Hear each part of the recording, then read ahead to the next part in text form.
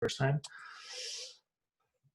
And then I added a couple of just very quick slides this morning that sort of address some of the challenges. I think Peter did ask at one point, you know, why aren't these ubiquitous, and where's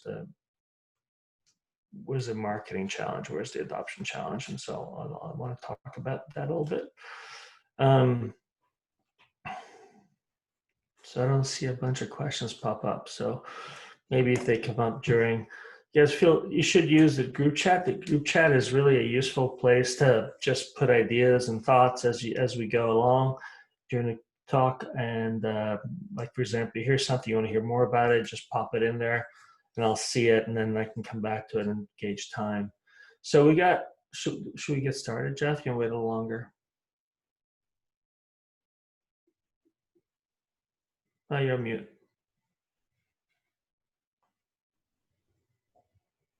I think maybe give them another minute. I just sent a email saying sign the heck on. So it's like you're recording it.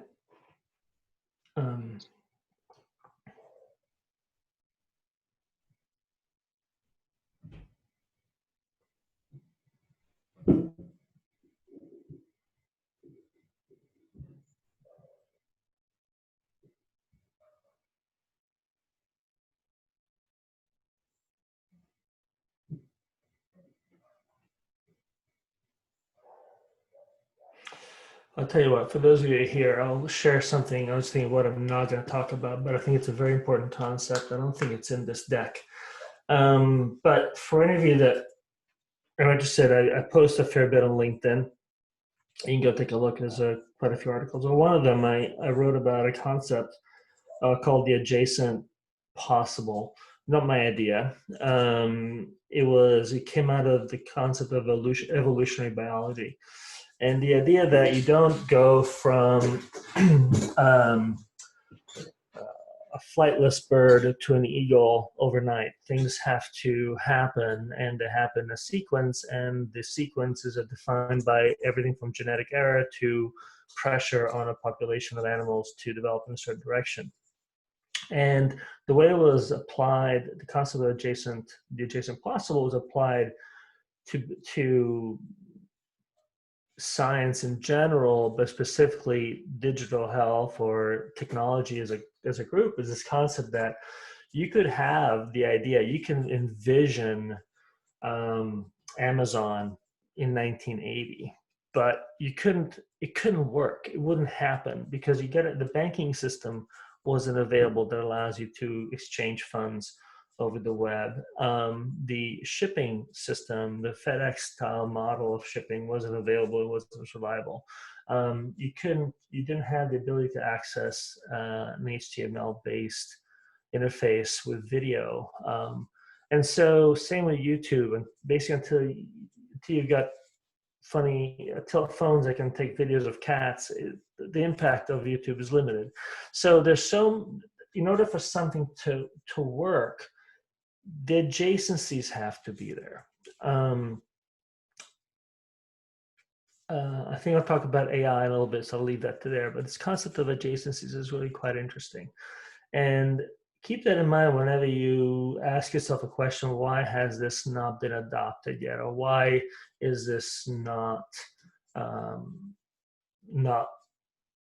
ubiquitous? And usually the adjacencies are technological, the social adjacencies. That's the only thing I think I've contributed to that discussion. I don't think that got much uptake, but it was the concept of, the social adjacencies include generational adjacencies. If you have a group of people who are digital natives, their likelihood of adoption is much higher than someone for whom anything digital is quite concerning and frightening and potentially perceived as challenging.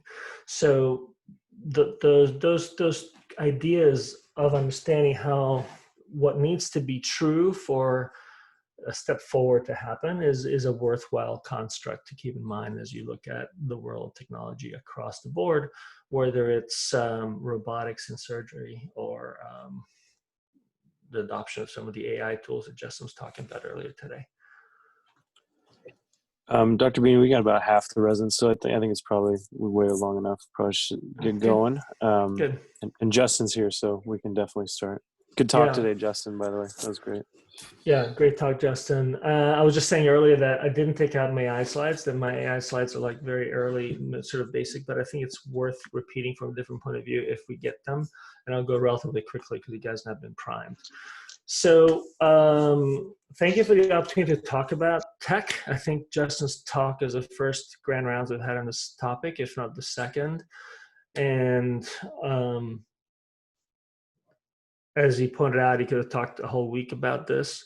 It is the fundamental infrastructure of the future of healthcare in general is going to be involving some elements of technology. And it's sort of, in my opinion, a bit of a disservice to you guys that we don't spend more time talking about these topics, go into more depth, because it will be your future.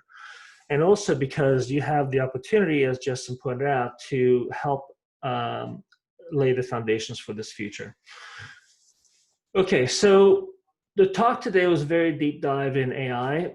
What I tend to focus on more is across the board digital solutions that we can apply to practical analog problems. So what I put them in context and show what we can do today that we couldn't do yesterday, and try to give people a sense of where we can go with it. So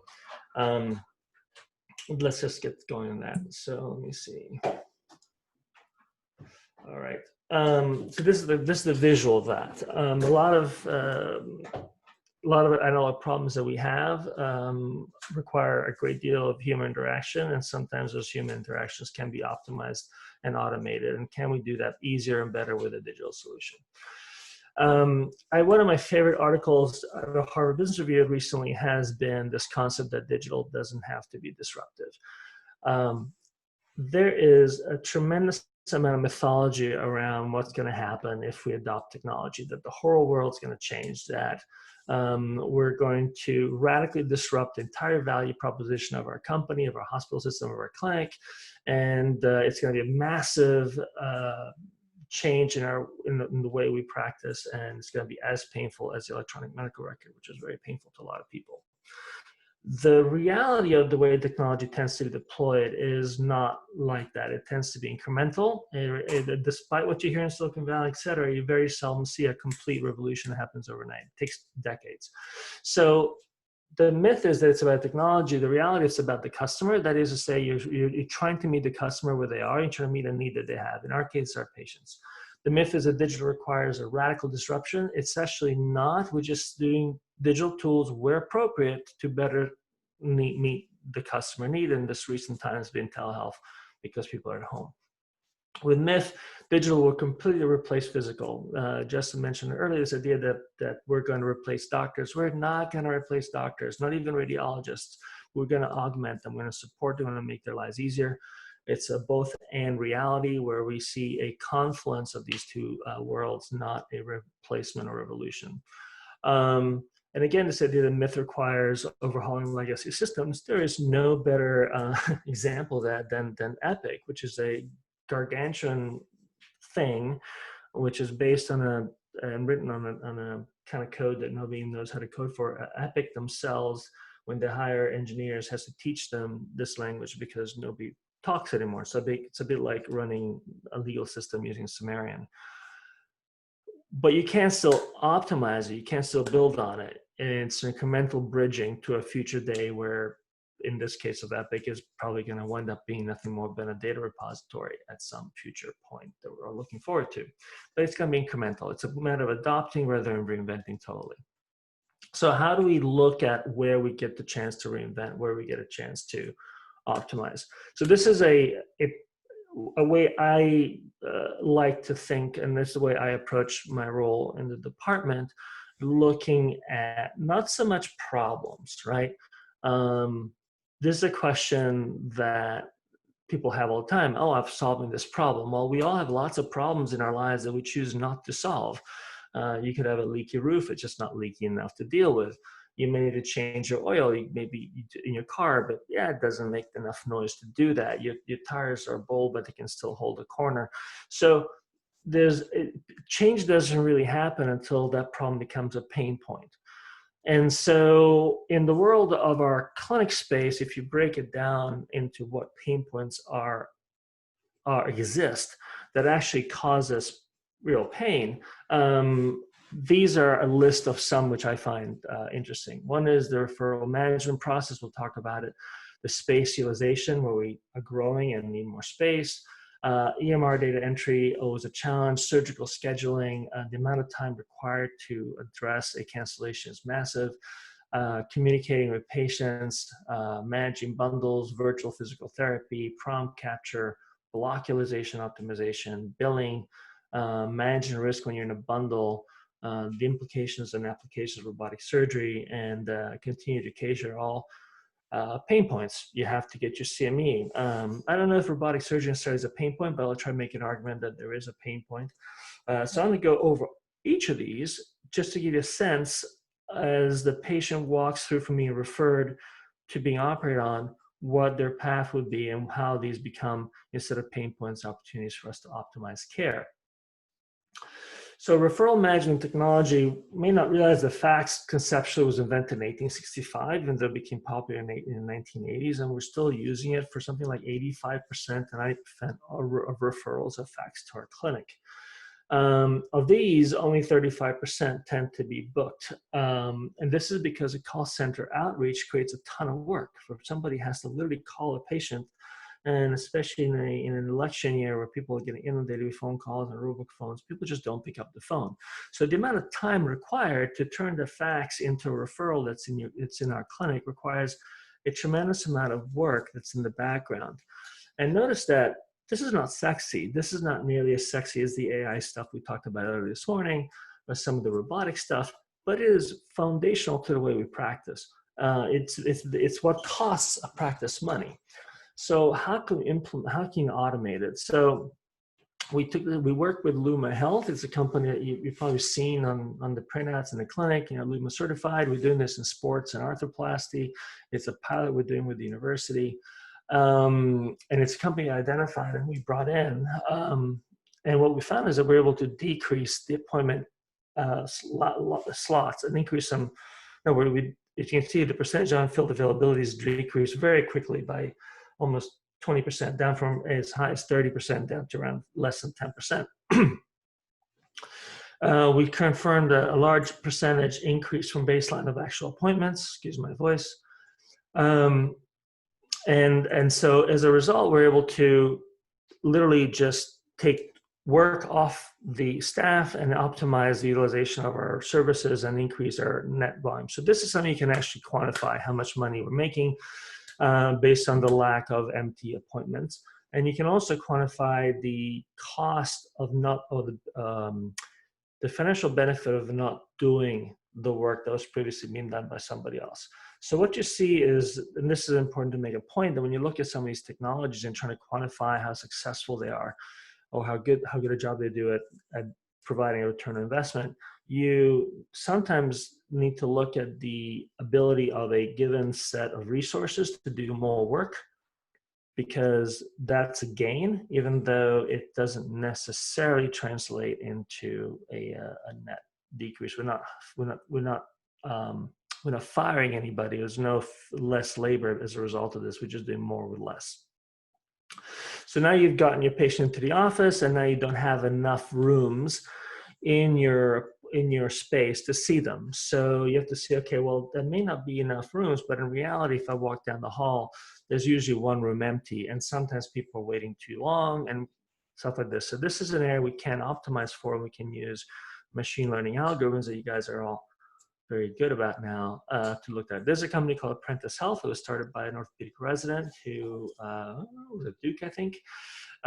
He realized that if he placed RFID tags on everybody who works in a given space and tracks where they are and puts sensors in each of the rooms, then they can create an algorithm to optimize for an outcome. So one of the things that algorithms do very well is they optimize for a specific outcome. If you want to decrease your wait time for the patients, so they come in, they get seen, they leave, and they're happy, then you can change, or this algorithm will change your schedule and the type of appointments you see based on how long it takes you specifically to see those patients. and how long it takes them in your office to be seen in radiology, such that the flow is optimized to optimize for an outcome. In this case, is decreasing wait times. You may want to optimize the outcome to be increasing the number of patients, even if the patients will wait longer. You can optimize the outcome to decrease the time it takes to get an x-ray. So it'll start to optimize instead for the flow through the radiology suite. Once you see them in the office, now you can get into this idea of data collection. And even though the software that you guys have probably seen to some extent, the Robin, isn't yet 100% there, the concept that now we can use voice recognition software to learn in the background and collect information and then turn that into a note. Even though we're not there yet, and Peter used to work for one of these companies, so you're welcome to ask him questions if you're interested in this space, I can tell you that it's as good most of the time as some of my scribes. Not all the scribes, but some of the scribes I've had. So basically this device looks a lot like an Alexa device. It's in a room, takes video, listens to conversation, and can automate the transcription of that by about 65%. Let me see if I have this slide. Yeah, this is an old version of theirs, but the concept is that it can take natural language. Hey, Mr. Jones, how are you? I twisted my right knee. And as you see on the right here, take that and create a note and fill it in. And this would be taking the information that's given by the patient, not that's intuited by the software. So that's the concept. How well it works? Pretty good, but it's just yet again another way to improve the patient experience using technology and limiting the amount of work required by a human. The other piece that I'm actively working right now is surgical scheduling. This is how half of the schedulers in the arthroplasty suite work. The other half use the calendaring function in Microsoft 365, which is not very useful. You can't access it from a smartphone. It does not talk to the EMR. It can't be seen by anybody but the person who's using it, and the content that's in there is not able to be communicated to vendors. It doesn't. You can't mine it to figure out things like utilization or lack of backlogs and things like that. So this is a huge opportunity for us. We're working with this company called Luxpera.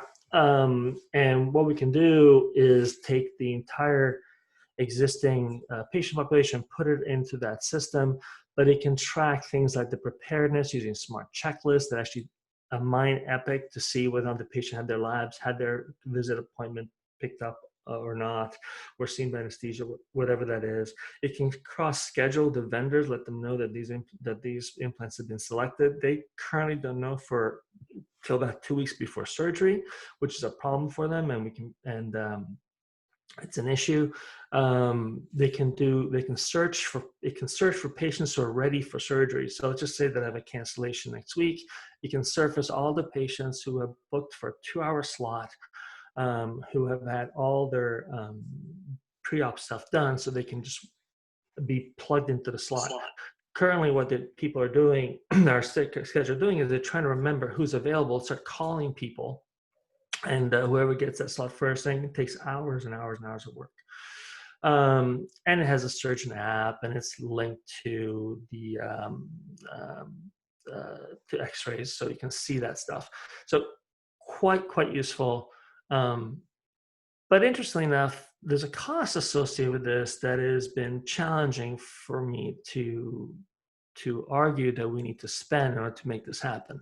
So even though it is obvious and inherently useful to be able to do all these things, figuring out how to make the cost resonate with the department is another one. Because if you were to put the entire department on the software platform, even at the massive discount that we're getting because they're local and we know them, you're talking about $150,000 to $250,000 worth of stuff. And it's like, how does that make sense? Well, the only way it makes sense is if you maximize your OR scheduling so that you have more cases in there, and that you don't have any empty slots. And we're doing already reasonably well with that. Okay, so now we're doing the surgical scheduling, and now we're looking at getting to the OR. And this is another company that looks instead into the operating room and uses machine learning algorithms. They go in and they take 8 months to a year's worth of data from the EMR, and again ask the whoever's hiring them, what is it you're optimizing for?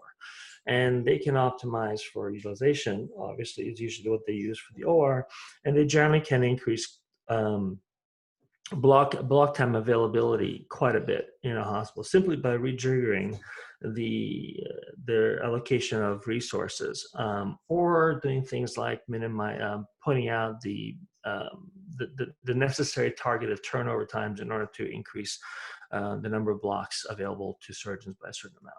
As a rule of thumb, these companies would go into a system. They charge about $100,000, give or take, $120,000. As a rule, within a year, the ROI in those systems around $10 million, $20 million increased revenue. So the ROI is much more obvious. Okay, so we talked about scheduling. We talked about optimizing the OR space. We talked about scheduling software. We talked about optimizing the OR.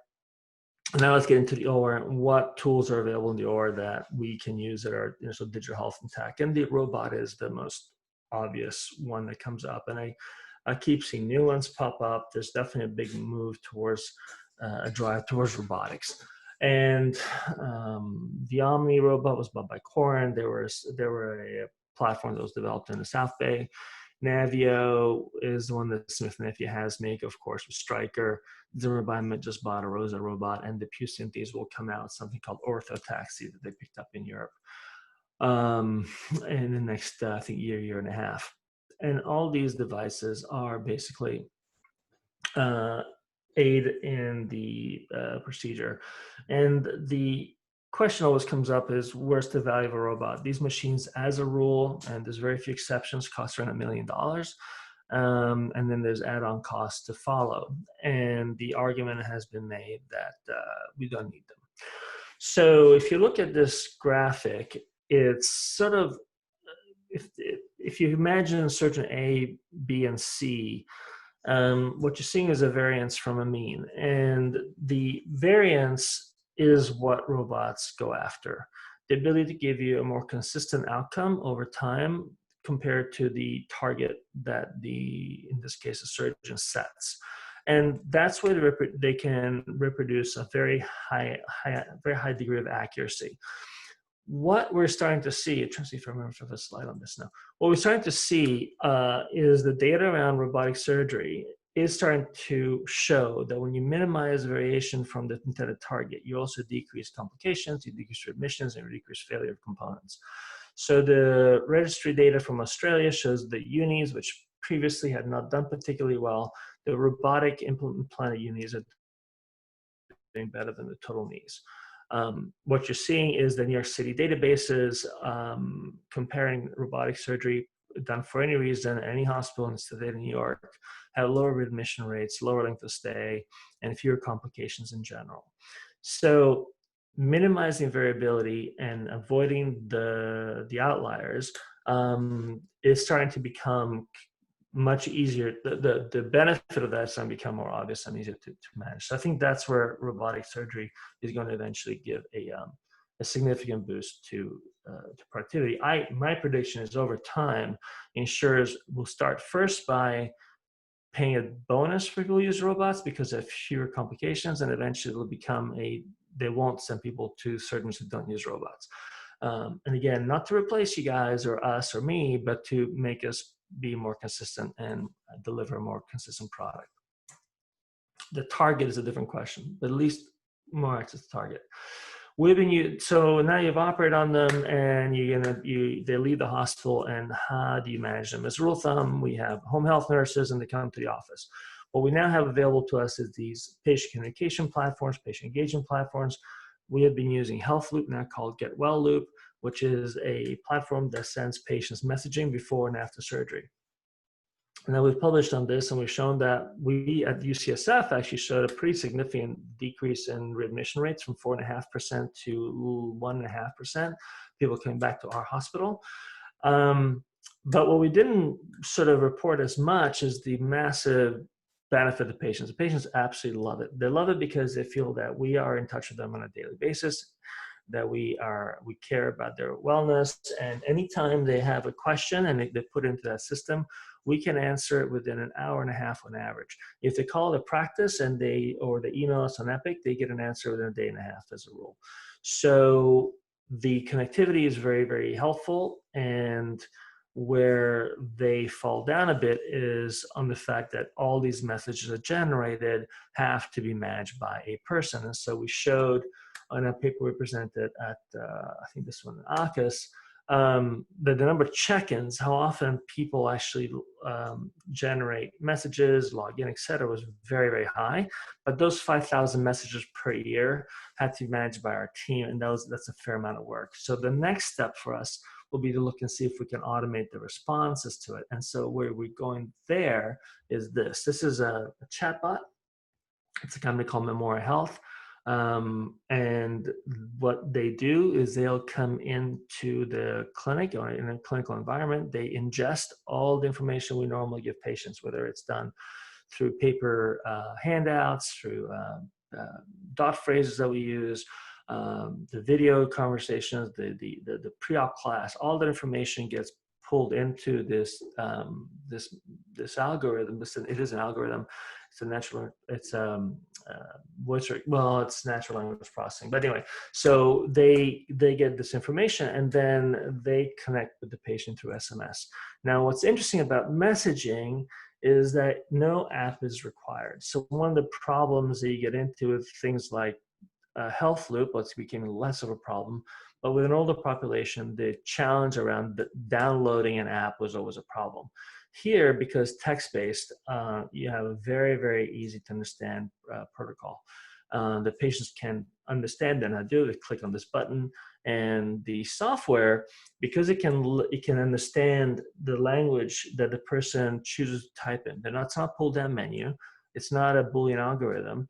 It's natural language processing. So if the person says, my head hurts, I have a headache, I have pain between my ears, it knows that those three things all mean headache, looks in its database to how we answer the question of headache and provides that answer to the patient. If the question becomes too complicated, it then kicks it up a level to a nurse or to wherever we want it to go. So as you can see on the left here, people have been using these and with excellent results in terms of addressing a large percentage of questions coming into the clinic. So using these kinds of tools, we can minimize the workload coming back to the office, and again, freeing up our staff to do more complex tasks. We're using another chatbot at UCSF right now that was deployed to help screen people as they come into the hospital. You probably had to do it yourselves, so you go in and answer some questions and then show the answers to the person at the front desk. And as you walk in, and that's a 2 or 3 second timeline, and as opposed to filling out a form or answering a checklist. So what they did is they were able to take a process that was required, and it would create long lines at the front door of the hospital and essentially eliminate them. So there's lots of ways that chatbots can be deployed in healthcare, and it's becoming quite popular as a concept. You may or may not know that Alexa now is HIPAA compliant in some instances. There are at least 6 healthcare organizations. This slide's about 6 months old, so it's probably more than that now. And you can actually ask Alexa to contact your physician, schedule an appointment, read and interpret lab results, but also access and read my hospital discharge instructions. So you can see how we're going in a direction of interconnectivity using some of these algorithms, which are part of the AI revolution that Justin talked about this morning. Where I see some really cool stuff happening is confluence. And confluence is where you're seeing different disciplines within AI converge and create cool new things. So for example, machine learning's avatar, natural language processing, and sentiment analysis. And I don't know if this is going to work for you guys to hear it. Let me know if you can.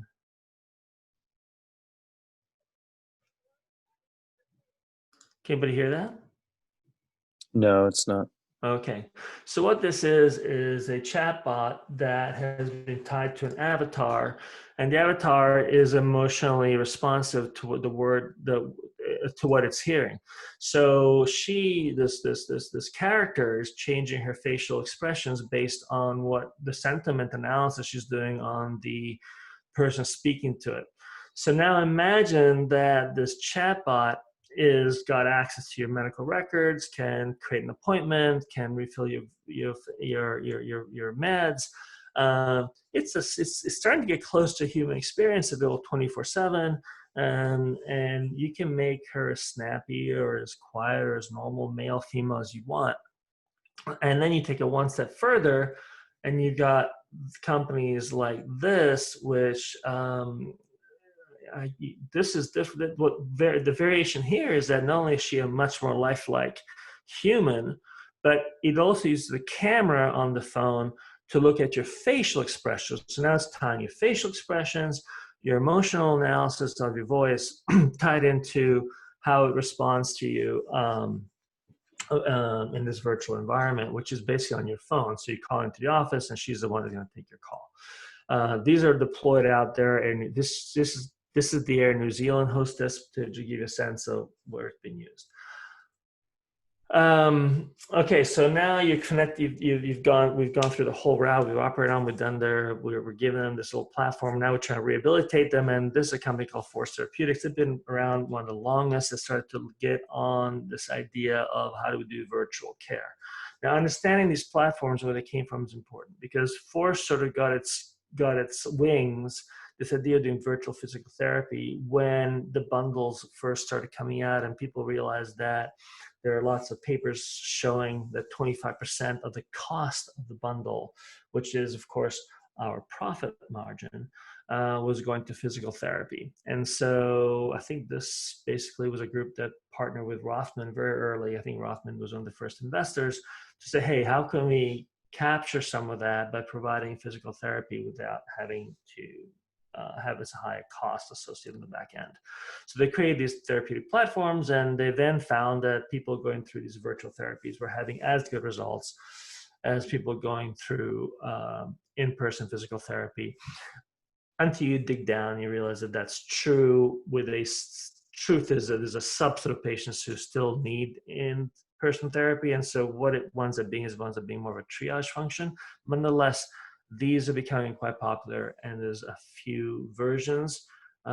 This first one is usually the one before was mostly videos. This is an avatar-driven thing, and they've done a very good job of making some very lifelike avatars. And the beauty of the avatars, if you don't like the way she points her toe, you just change in the software. You don't have to retake the video. If you want to do it 3 times instead of 4 times, because that's what you want. And the way this company works is that you select the exercise you want.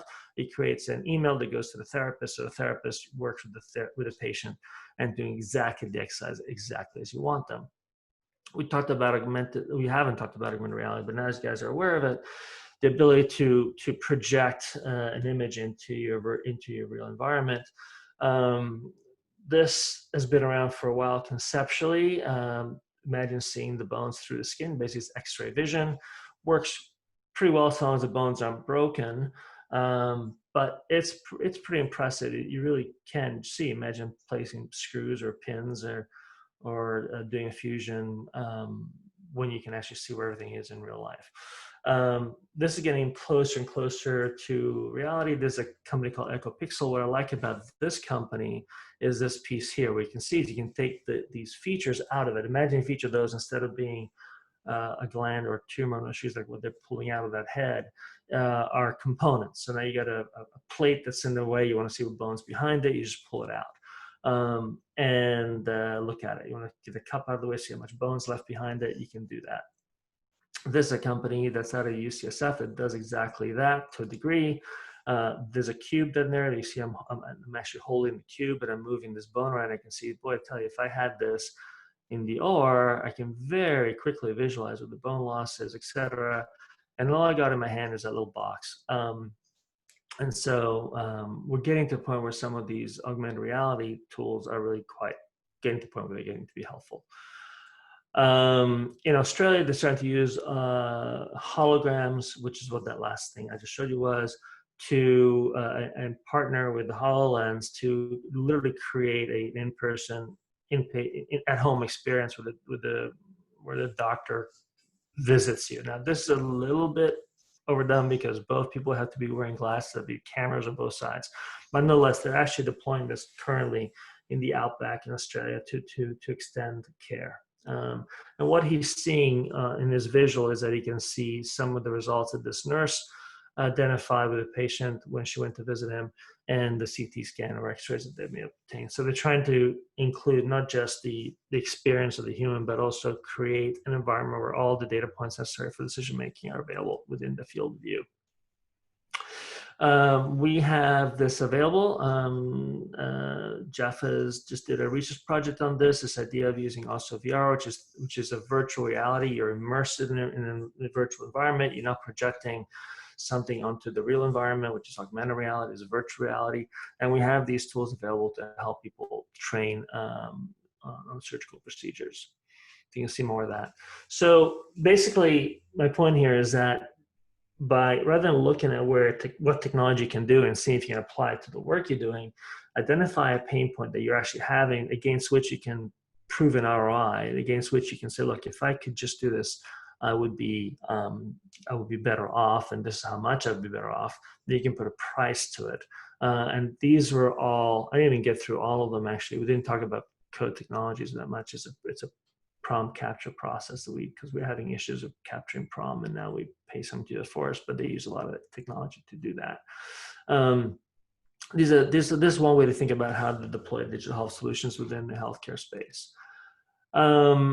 And this is a little bit about, this sort of some of my AI slides, the whole concept of artificial intelligence, you can see it in 1968, right? So why did it take so long to get here? And this is an interesting line. It's a logarithmic scale. And what you're seeing is the number of transistors per integrated circuit chip from 1971 to 2016. And I still have a hard time getting my head around this. It started out at 1,000, and now you're talking about 20 billion transistors in integrated circuit chip. That is crazy. That is also at the heart of why we've been able to do so much more computing, and also why the cost of computing has gone down a similar curve. But we've had adequate computing power to do pretty good machine learning as early as the late 90s. So why didn't we do it? And the reason is that we just didn't have the data. And the issue here is, this is just a review of what logarithmic scales. We've all been, we're all have been reminded of this issue with respect to the COVID crisis. So I don't have to belabor this point. But if you're on a linear scale, that's something that most people can understand. If your things are doubling every 2 months, people don't understand that. They don't get it. It's very hard. It denies your personal experience. Your personal experience is almost one that looks backwards and assumes that the patterns of the past will repeat themselves in the future. When the patterns of the past are half as fast as those in the future, and then half as fast again in the distant future or even proximate future, we don't have a way to understand that. It's just not clear. So it's just important that because what I just showed you is a growth of computing power and the transistors, et cetera, have continued to follow logarithmic scale. You can't apply an assumption that things won't change that quickly to the future, because they will change much quicker. And that's where this whole process of artificial intelligence and machine learning came from. But where it really took off was when we started having the data necessary to do these algorithms, and Justin talked about that this morning. The next few slides I don't think I have to talk too much about, because Justin did a great job understanding it, explaining it. I'm going to get to one thing I want to show you. So just to reiterate this piece. So basic machine learning requires a large data set which has been identified with what's called ground truth. Each of the features that have been selected as being relevant have to be tagged within the data set. And so the importance of the accuracy of the data set can be overstated. You have a lot of shitty data, it doesn't help you very much in machine learning. You're better off having a smaller data set that's very accurate, and in order for it to do any predictive analytics. And then again, this point that we made this morning about what's in the data. Because if it's biased, if it has only red flowers in it, it will never be able to identify a flower that's purple. It has to know that there's things outside its confines for it to be able to be successful. So we've been very good at things like mitosis detection for cancer screening and for looking for metastases, but we're still not that good at looking for primary cancer. I think the C-scores are in its 0.8, 0.7. It's not like METs. METs are different enough for normal tissue that it's easy to find. But cancer, primary cancer within normal tissue, sometimes the boundaries aren't so obvious. Justin pointed out the whole issue of deep learning. And here's where we get into the point where as we get better and better, the unlabeled ground truth can be used and the software can label its own data sets. We talked about neural networks. I won't get into that and deep learning. But this, I think, is a very good way to think about how this stuff works. Now, you don't know what the Atari breakout game is, or you may not know, but basically you got to bounce that ball around. And what they figured out was that eventually if you could break a hole in the barrier and then the ball bounces around the background, like this happens, boom, it's much quicker. Now, it usually takes people years to figure out. What the software was told was simply that it has to maximize the number. It doesn't know that there's a bat down there and doesn't know there's a ball. It figured it all out on its own. It also figured out on its own that in order to maximize the numbers, it has to break through and let the ball bounce around the background. To me, this is a really good example of how powerful machine learning is. We don't have to tell it what to do, and there's a neural network, I think. All right, and Justin pointed out this thing of cognitive computing, the idea that that term came out from IBM, but basically it's this idea that we're doing supporting people so that you have a software or an algorithm or a assistant that helps you manage large quantities of data. So a classic example, which I think will be the future, some not too distant time, will be that you have a headset or an earpiece on. And that is, as you're talking to a patient, there's an algorithm in the background that's running through the potential differential diagnosis and reminding you to ask certain questions in case you've forgotten, because it could be COVID-19 and you haven't thought about it. Okay, so that is where this stuff is going, where it already is at. You don't have to go beyond Silicon Valley to get this. Is if you write a note, it'll read it, and it'll tell you how to code it, and it'll tell you what you're missing. That's already available. When it comes to artificial intelligence, it's really, really interesting that when you look at the success of AI-powered organizations, the bulk of them spent at least half their resources in socializing the software more than the software itself. This is still something that's very difficult to implement and to get it to work correctly. Analytics by themselves don't solve business problems. It's people set to solve business problems, but the analytics help them understand what the problem is. So a couple of points that didn't come up today were how do you commercialize all these great ideas? And one of the problems is that frequently or almost inevitably, artificial intelligence tends, at least for the stuff we talk about now, is just what they called it narrow AI, is to limit it to singular task automation. So let's just say that I think one of the ideas that came up this morning was how do you calculate some of the angles in a dysplastic hip? That's great. And that's wonderful. It could be pre-done for you, but it's also not at the same time looking for fractures, looking for metastatic disease, looking for other elements of the dysplasia. And so when you have a singular task that's automated out of a number of tasks, it's difficult to create a value for that and to pay for it. Because it's hard, unless the task is specifically being paid for, that's being automated, it's tricky.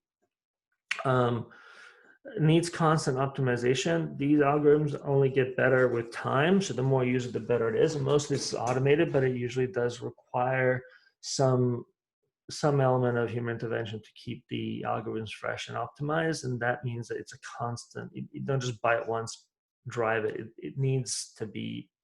There's a cost for that. And frequently, the ROI, when we look at these optimization processes, isn't that they necessarily create value, is it a decrease cost, to decrease the error rate? And that's also a little bit hard to capture. And one other thing about commercializing an AI idea is that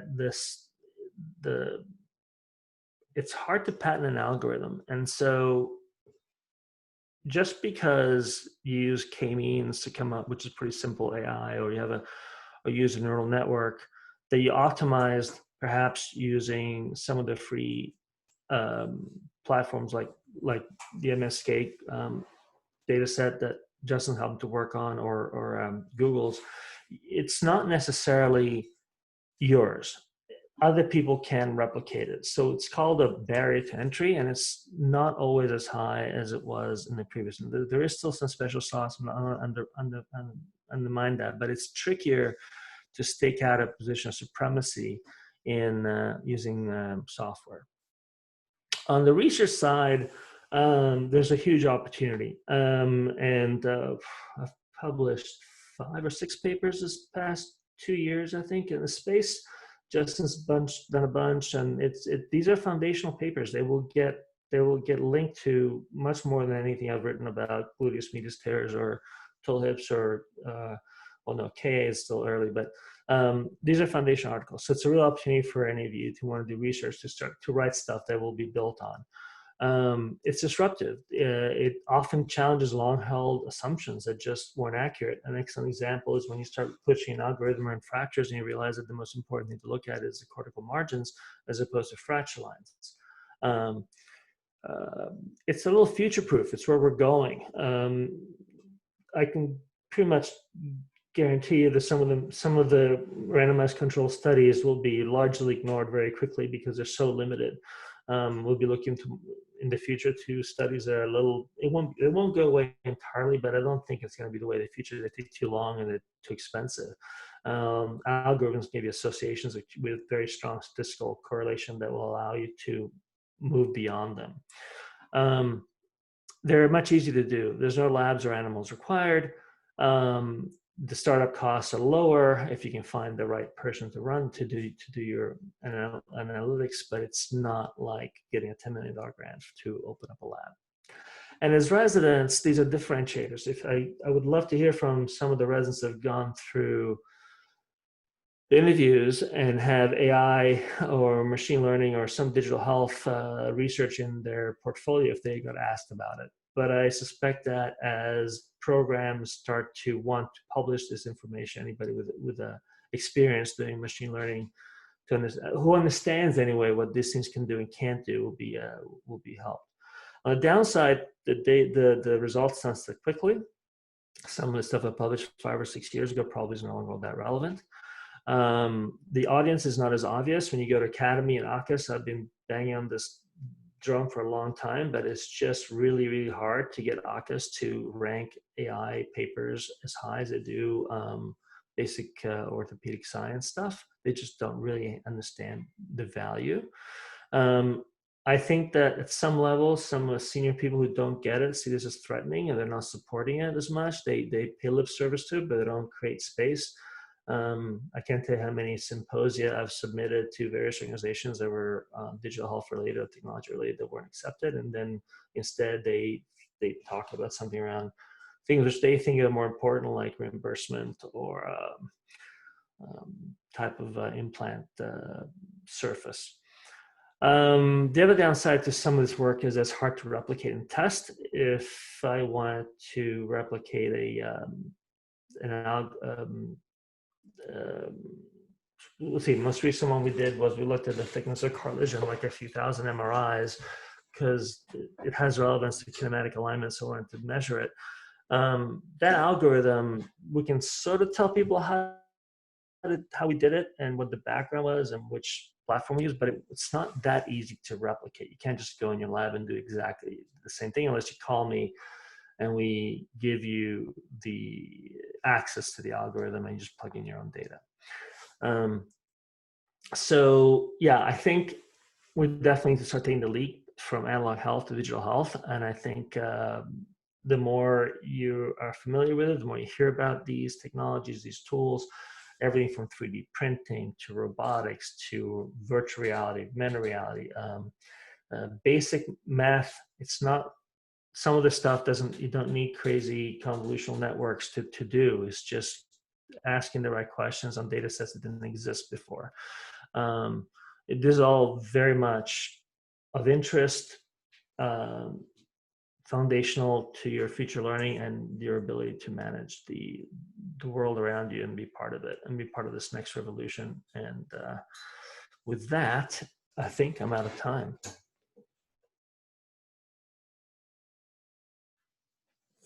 Does anybody have any questions? I have a couple of comments. Peter, the arthroplasty fellow, Stefano, really, thank you for that presentation. Really, really great. I mean, per usual. In terms of research, and Justin really speaks to this, that computer vision, that nut is kind of cracked. And that is the things like automated reads of x-rays. It's not a technologic barrier. That is figured out. It's a data barrier. Other things you'd mentioned, such as NLP, machine learning based NLP, that nut is not completely cracked. And that is really kind of more forefront of more basic research and work in AI and machine learning. And so those computer vision type projects are really fertile ground if you happen to have a real problem that you need to solve, and that you can take it forward and solve a problem not just that's small and narrow, but that actually fits within a workflow and works end to end as a complete solution. So anyway, that's why Justin's in just a really fantastic spot for work, because the technical problems and barriers are not there. Hey, Dr. Bini, can you expand a little bit more on kind of where you think the money for this stuff is going to continue to come from in the future? Is it something that, you know, we just have to, as providers, budget in costs to be able to use this technology that's going to maybe improve our workflows and things? Or is it something that eventually you see being reimbursed more for using technology that's maybe going to give us a better outcome, that's not necessarily within the first 90 days, but long term? Probably the most common question I get when I talk about this stuff is how I'm going to pay for it. And there's a whole talk I have on that. And it starts out with a picture of a car factory back in the 1940s and a picture of a Tesla factory. And then I show a picture of a 1980s Corvette and a modern Corvette. And then I calculated that the cost of the 1980s Corvette is the same as a modern Corvette in current dollars. One has airbags, about 32 computer chips on board, no, sensors on board, about 6 computer chips tracking the data. It's a far, far superior vehicle in terms of getting, you can take a corner at 80 miles an hour without flinching. The other one would probably gone off the road, right? All these things come into that same vehicle. They cost the same. So this idea that we necessarily have to be paid to adopt these technologies, I think is a little misguided, because the world has never worked that way. There's usually a bit of a premium up front for technology, but very quickly it's considered to be a required aspect of the product, and therefore it's discounted in the price. And the reason, the investment you make is so you can stay in business, not that you can charge more money. It's a little bit more of a long-term thing, as the Amara law that Justin pointed at the end. Don't underestimate the long-term impact of these things, and don't overestimate the short-term impact. I don't think that tomorrow we'll be able to necessarily charge for some of these tools, but I don't think you'll be able to stay in business without them. Let me give an example, for example, of just my general approach to these things. When I try to pitch to our own department that we have to make an investment in surgical scheduling software. We are at a point now with the room, with the nurse, there's 6 people in that room scheduling hips and knees, right? I mean, they can't put a 7th person in at the great space, and if they want, and we're growing what, 10-15% per year.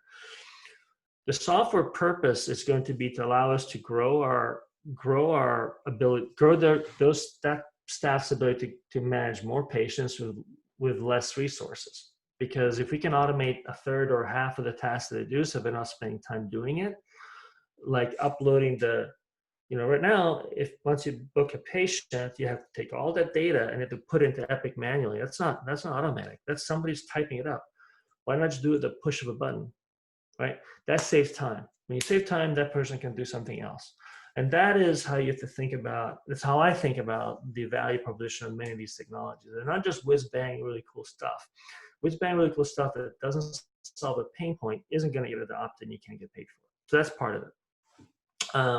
The other part of how you actually pay for it, it's an investment that you have to make. Now, will there be, we haven't seen, and Peter may know better than me, a premium being paid for some of these technologies, whether it's Robin or Suki or something like that.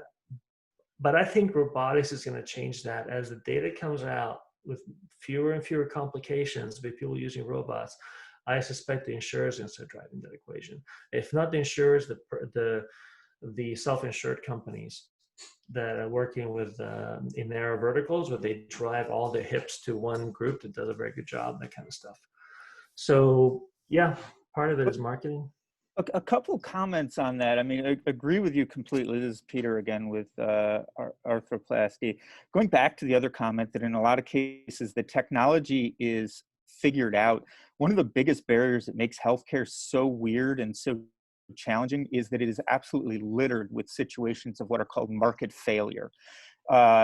In some, what the problem there is that the benefit that would come to society by an adoption of a technology is not commensurate nor recognized by those that would be adopting it. Furthermore, healthcare is so bizarre and so many problems crop up because the people who pay for the healthcare are not the people who are receiving the care. Yeah. And so in a lot of these cases, actually VCs are no longer funding the kind of amazing work that Justin is doing because all of these startups are struggling. And part of that is because of these market failure situations. AI vendors of imaging technology don't see in the opportunity for a real value differentiator in applying AI to their tool. They think it's much longer term. Reimbursement is a problem. And then in terms of x-rays alone, x-rays are not really a cost or revenue generator. It's more the sophisticated studies. I mean, these things will be overcome, but that's a lot of the reason why it doesn't seem to be happening. And that it's the person that figures out the economics that will actually get it to work. And it's way harder than it seems at first blush. Yeah, so economics. I'll give you an example. There's a group called in Arizona called Core Orthopaedics, and they're killing it, right? They're growing leaps and bounds. They're having issues now with COVID, but before that, they're doing very well. Why is it? Because they actually figured out how to make money on a $700 outpatient total joint. Okay, why? Because they were able to use analytics, which cost them money up front, to figure out how to manage their risk and adjust their protocols to maximize, minimize outcomes that are negative outcomes. And so that is one example of understanding what the financial models are that will drive the adoption of technologies. And hence why when I frame the discussions I do, which is always like, where's your pain point? Where is there some point where it hurts every time you do it? And if you could do it better, there's a value to you, and that value you put a dollar figure to it, and that could be anything from just ease of use. There's a value there because you don't get physician burnout. I can give you a sense for it. When I was at Kaiser, we hired a young doctor out of residency or fellowship, and they left within 2 years. The net cost of the system was $250,000. Physician burnout can be quantified in terms of its cost. Most things can be quantified. There's a cost, but as Peter said, the person paying for these things is often not the same person who gets the value. So to give another example, when we looked at the Health Loop wasn't cheap either. And I was like, this is great. The patients absolutely love it. But does it get us more joints? Is it something that we can quantify as a benefit to the Department of Orthopedics? The answer was no. But we could quantify there's a benefit to the hospital from fewer admissions of people in a bundle. And so when we looked at the revenue model, we had to go back to the hospital and say, if you want us to keep doing this, you need to cover it, because the net benefit, the financial revenue model benefits you, not us. If we do a revision, or generally speaking, or whatever that is, we actually bill for it. So it's actually, the incentives are reversed. I maybe just to hammer on this a little bit more, just because I think it's underappreciated from the provider's perspective, because we immediately see pain points that these might solve. But this really, I mean, if any of you, like, just and want to go off into the world of startups and brewing up these ideas, you need someone who is truly expert from the business side of medicine. And there are sort of a number of criteria that I think, and this is after my startup crashed and burned into a giant ball of flames, that need to be met for it to get traction. Number one is you have to make money for a provider or a hospital system. They need to see that it makes them money when they apply it. Like it or not, we still live in a fee-for-service world. And if it doesn't increase revenue, you're hosed. Yeah, the company needs to be able to extract some value out of the service they're providing. In order to do that, you need to be able to very clearly attribute your technology as the reason why they are making more money or reducing costs. And if you cannot establish attribution, you're hosed. And then the other thing that happens is, and Justin's really pushing for this, and as am I, that wherever I end up as a surgeon, you need to invest in large-scale efforts to tag your data. Piecemeal efforts to, say, identify hip fractures, which is absolutely amazing work, it needs to be quote-unquote end-to-end. So you need to be able to identify all fractures for that to truly be a product that anyone's interested in. The smaller stuff is much harder to sell. Anyway, that's the business side. It's depressing a little bit, but Thanks, Dr. Bini, for giving a great talk. Thanks, everybody, for listening. And we will be doing arthroplasty cases at noon if anybody's interested. So see some of you guys there. Yeah, excellent.